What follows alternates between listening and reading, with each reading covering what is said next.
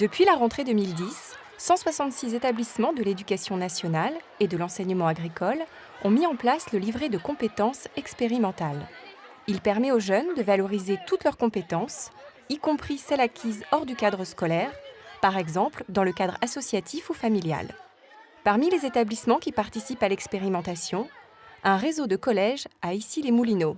Le livret expérimental est un livret, comme son nom l'indique, qui regroupe un certain nombre d'attestations qui ont été validées par les élèves lors d'activités menées hors du cadre scolaire. Donc l'objectif est bien la réussite des élèves en faisant émerger des qualités, des compétences qu'ils ont et que l'éducation nationale doit prendre en compte, mais n'est pas toujours en mesure de faire valoir dans les meilleures conditions. La spécificité du livret expérimental par rapport au socle commun, c'est de nous donner un éclairage complémentaire sur les compétences 6 et 7 du socle commun, soit les compétences sociales et civiques et les compétences de l'autonomie et de l'initiative.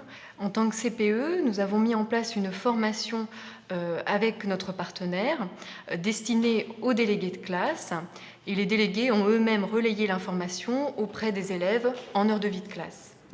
Cette expérimentation est le vecteur d'une complémentarité nouvelle entre l'établissement scolaire et ses partenaires, notamment les associations de jeunesse et d'éducation populaire. Cela nécessite que l'école et ses partenaires apprennent à mieux se connaître et à travailler ensemble. Il va falloir peut-être jouer un petit peu sur l'articulation, sur la voix. Pensez toujours que quand vous jouez pour le dernier, pas pour celui qui est devant. Le livret de compétences, pour nous, c'est vraiment l'occasion de travailler avec nos collègues de l'Éducation nationale pour faire de telle sorte que les jeunes ne soient pas séquencés comme morceaux, le temps scolaire et le temps non scolaire, mais que d'une certaine manière, nous puissions les accompagner dans une meilleure insertion.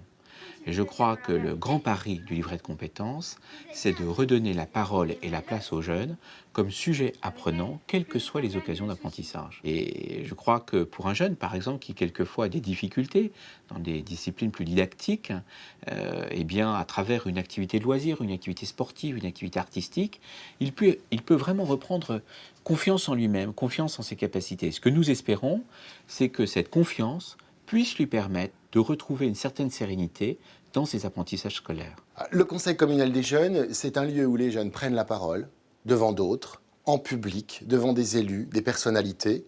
Donc ça, c'est vraiment une expérience très particulière qu'ils ne font quasiment jamais dans leur cursus scolaire classique à l'école.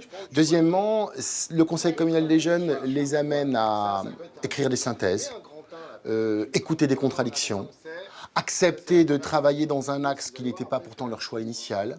Voilà, je pense que pour eux, ça représente ça, le livret de compétences. Tiens, on va savoir que je sais parler en public.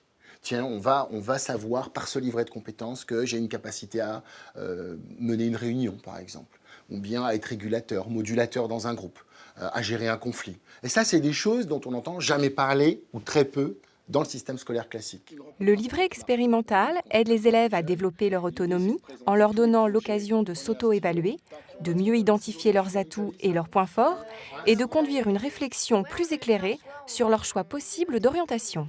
Je me suis inscrit au livret de compétences par le biais d'une copine qui m'avait montré le conseil communal des jeunes. Et suite à ça, on m'a dit, bah voilà, on peut faire un livret de compétences qui pourra servir dans la vie. Et avec ça, j'ai dit que ce serait une bonne idée et je me suis inscrit comme ça. J'ai choisi le livret expérimental pour les stages en 4e, donc en entreprise.